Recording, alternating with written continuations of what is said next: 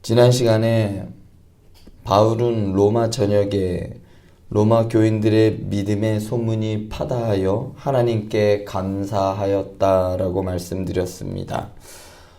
바울은 로마 교인들이 신앙생활을 잘해서 그들의 믿음 때문에 감사하지 않았습니다. 그들에게 믿음을 주신 하나님께 감사하였습니다. 그리고 바울은 오늘 9절 말씀에서 자신이 하나님을 섬기되 심령으로 섬긴다고 말합니다. 여기서 심령이라는 말은 푸뉴마라고 해서 바람, 생명, 영 또는 성령을 의미합니다. 본문에서는 영 혹은 마음으로 하나님을 섬긴다는 의미입니다. 또한 여기서 섬긴다는 말 속에는 예배를 드리는 행동이 포함되어 있습니다. 이러한 예배는 외적 형식으로 드리는 할례와 같은 그러한 예배가 아니라 내적 확신으로 이루어진 외적 순종을 의미합니다. 바울은 로마서 뒷부분, 그러니까 로마서 12장 1절에서 이러한 섬김의 예배를 복음이 나타나는 하나님의 자비로운 성품에 대한 인간의 합당한 반응이라고 말하였습니다. 그러니까 복음을 들은 사람들은 의뢰이 그렇게 하나님께 섬김의 예배를, 삶의 예배를 드리며 반응하게 되어 있다라고 설명을 합니다. 쉽게 말해서 바울에게는 로마와 같은 곳에서 복음을 전하는 것을 의미했고, 또한 로마 그리스도인들에게는 그들의 몸을 하나님이 기뻐하시는 거룩한 산 제물로 드리는 것을 의미했습니다. 바울이 말하는 섬김은 곧 복음의 순종함으로 반응하는 행동을 말했습니다. 복음의 순종으로 반응하여 로마의 죄수로 기꺼이 끌려가기를 즐겨하였던 것이고, 복음에 반응하여 자신의 삶을 사자굴과 투기장에 내어주기까지 순종하였던 겁니다. 이 모든 행동을 바울은 예배라고 하였습니다. 우리가 생각하는 정해진 시간에 드려지는 예배와는 조금 다르지요. 바울이 생각했던 예배의 개념은 조금 더 확장되어 삶으로 그 예배가 확장되어져 갔습니다. 그렇다면 바울이 영과 마음, 즉 심령으로 하나님께 예배했다고 하는데 그 의미가 무엇일까요?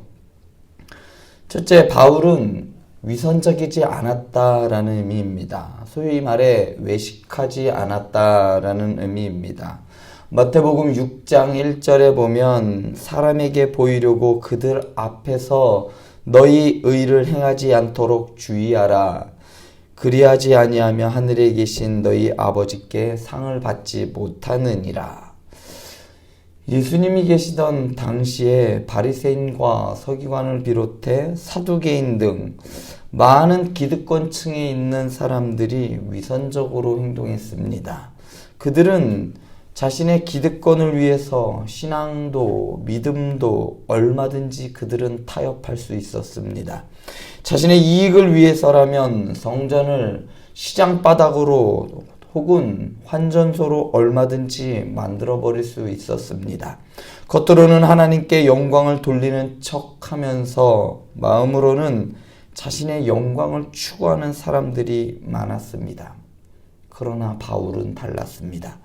바울은 말뿐만 아니라 마음으로도 하나님께 충성된 사람이었습니다. 바울은 사람에게 보이려고 선을 행하지 않았습니다. 바울은 그의 영과 마음, 곧 진심으로 하나님을 섬겼습니다. 바울은 삶이 하나님을 향한 예배였고 그 예배의 중심에는 하나님의 아들 예수 그리스도가 있었습니다.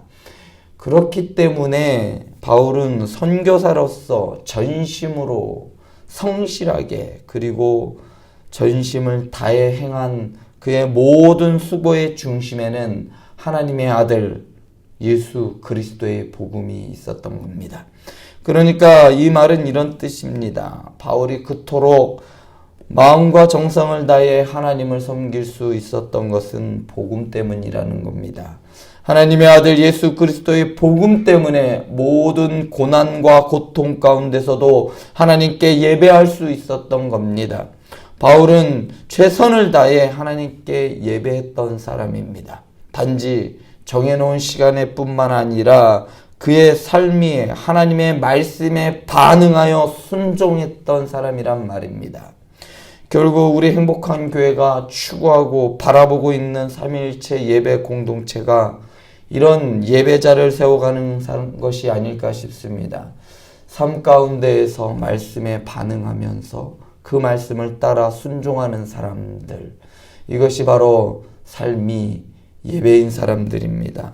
단지 주일 하루만 교회에 와서 예배하고 일주일 동안 세상 속에서 예수 믿는 사람인지 아닌지 구분조차 되지 않게 살아가는 썬데이 크리스찬이 아니라 주일에 들은 말씀을 일주일 동안 삶 속에서 치열하게 살아내기 위해 몸부림치는 것이 우리가 나아가야 할 신앙인의 바른 모습이 아닐까 싶습니다.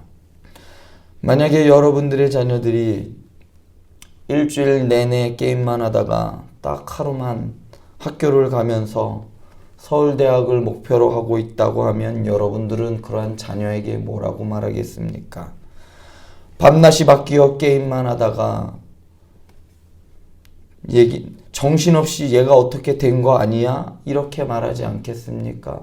얘가 게임만 하더니 드디어 미쳤군. 이렇게 말할 겁니다. 좋은 대학을 가기 위해서는 일주일 내내 대학을 가기 위한 준비를 해야 하고 모든 생각과 삶의 패턴이 오롯이 공부에만 집중되어야 합니다. 우리의 신앙도 마찬가지입니다. 일주일에 하루만 겨우 교회에 와서 예배하면서 우리의 자녀들이 그리고 우리 자신들이 신앙인으로서 바로 서길 바라는 것은 하루 공부만 하고 서울대 가려는 마음과 무엇이 다르겠습니까? 메이저리그에서 아직도 현역으로 활동하고 있는 유현진 선수는 야구를 하는 시즌뿐만 아니라 일상의 대부분에서 그의 손에서 야구공을 놓지 않는다고 합니다. 그 이유는 공을 잡고 있는 그 감각을 잃어버릴까봐 그렇답니다. 하물며 운동하는 선수도 자신의 감을 잃지 않기 위해 일주일 내내 잘 때에도 그 공을 손에서 놓지 않는데 우리 그리스도인들은 어떻습니까? 일주일에 한두 번 예배 드리는 것으로 세상 속에서 세속의 물결을 헤치며 믿음을 지킬 수 있겠습니까? 그렇게 하고서도 신앙의 감각을 잃지 않을 수 있겠습니까? 신앙의 감각을 잃지 마시기 바랍니다. 바울은 신앙의 감각을 바로 예배에서 찾았습니다. 삶과 예배를 구분하지 않고 삶 속에서 말씀에 순종함으로 하나님의 임재를 경험하는 예배의 삶으로 바울은 그 감각을 유지했던 겁니다. 이런 모습이 우리의 모습이어야 하지 않겠습니까? 우리의 삶이 하나님께 올려드리는 예배의 감각으로 가득 차기를 소원합니다. 우리의 삶이 예수 그리스도의 복음에 순종하여 복음을 선포하며 우리의 몸이 하나님이 기뻐하시는 거룩한 산 제물로 올려드리는 예배가 되시길 소원합니다. 사람을 의지하지 말고 하나님만 바라보고 가시기 바랍니다. 연말이 되면 내가 이렇게 교회에서 힘들게 봉사했는데 아무도 알아주지 않아서 힘들다는 말이 간혹 들립니다. 나 시험 들었어. 이 말을 뒤집어 생각해 보면 사람에게 보이려고 했는데 아무도 알아주지 않아서 서운하다는 말입니다. 이름 없이 빚도 없이 감사하며 섬기겠다는 찬양의 고백이 듣기 좋은 소리가 아니라 그냥 감정을 자극하는 소리가 아니라 삶으로 녹여내어 신앙의 고백이 되길 소원합니다. 둘째로 바울은 올바른 목적으로 섬겼다는 의미입니다. 바울은 대개 육신이라는 단어를 부정적인 의미로 사용하였습니다. 그래서 또한 영이라는 단어는 긍정적으로 사용을 하고 있습니다. 대표적인 말씀이 로마서 7장 5절에서 6절 말씀입니다. 우리가 육신에 있을 때에는 율법으로 말미암아 죄의 정욕이 우리 지체 중에 역사하여 우리로 사망을 위하여 열매를 맺게 하였더니 이제는 우리가 얽혀 있던 것에 대하여 죽었으므로 율법에서 벗어났으니 이러므로 우리가 영의 새로운 것으로 섬길 것이요 율법 조문에 묵은 것으로 아니할 것이니라. 하나님과 교회를 섬기기 위해 열심을 내는 것은 언제나 좋은 겁니다. 그러나 그렇게 열심을 내는 목적이 과연 하나님을 위한 일인지 검증해 보아야 합니다. 만약 조금이라도 나를 드러내고 나를 자랑하고 나를 과시하기 위한 것이라면 그 섬김은 조금 더 하나님께서 기뻐하지 않을 겁니다. 그렇기 때문에 예배 시간에 앞에 서는 사람들을 이 점을 항상 경계해야 합니다. 성가대와 반주자 그리고 찬양단 심지어 앞에 서는 목회자들까지도 사람들의 시선을 사람들이 나를 바라보는 그 시선들을 즐기게 되면 하나님의 영광을 가로채는 겁니다. 그러한 예배를 하나님께서는 받으시지 않으십니다. 예배는 경연장이 되어서도 아니 되고 예배는 미사역으로 수놓는 지식의 자랑이 되어서도 아니 될 겁니다. 찬양과 기도의 중심이 오직 하나님이어야만 하는 겁니다.